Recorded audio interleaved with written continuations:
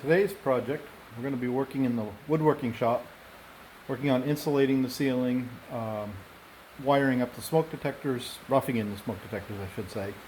And yeah, that's about it. It is raining out. There's a metal roof, so you're going to hear it is quite noisy. But you'll also notice over here are some of my supplies. We're going to be showing you a little bit about the electrical over there and how to wire into that panel. We got our insulation, and we got what we call proper vent. The proper vent is what we're going to be putting up now. So I'm going to go ahead and set you up and let you watch me put up a couple pieces. We'll explain what it does after the fact. So hold on, we'll get it set up. We'll be right back. Alright, so now we're going to go ahead and install the last two bays of proper vent, and then we'll give you an explanation of what proper vent actually does.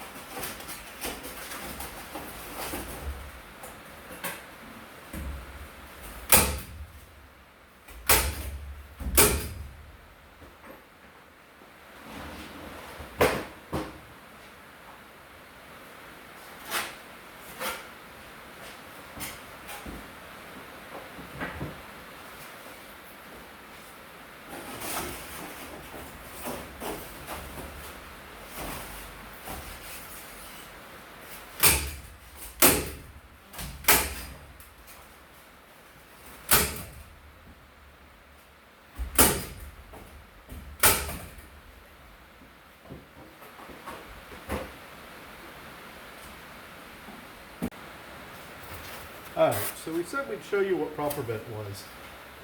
We've installed it on the roof here. You'll notice I use this pink styrofoam type thing. It comes in different colors. Some are plastic, some are foam. Just depends on brand you're getting at your building supply center, Home Depot, Lowe's, wherever you may be shopping at. The goal of this is to use this channel that you see right there. This would go up against the roof deck, just as I've got it right here.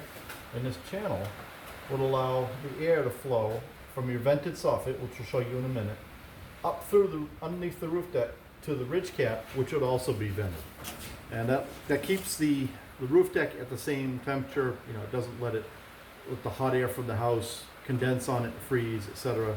Just makes your roofing last longer, makes for a better install. Basically, these come in 2 foot wide. You can break them in half.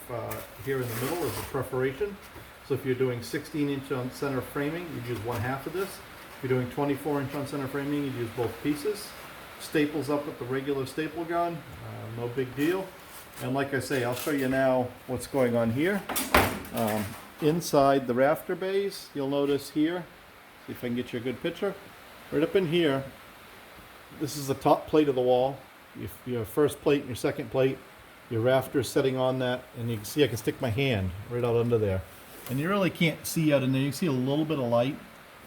There is a vented soffit out there that allows the air, outside air, to come in, go above these and all the way up through.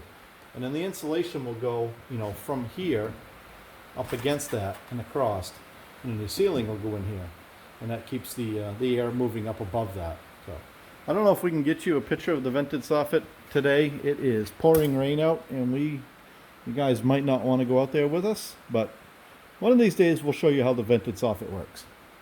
So now we're going to go ahead and get on to electrical. Over here behind me in the corner is the service panel. This is a sub panel. We'll explain that in a little bit.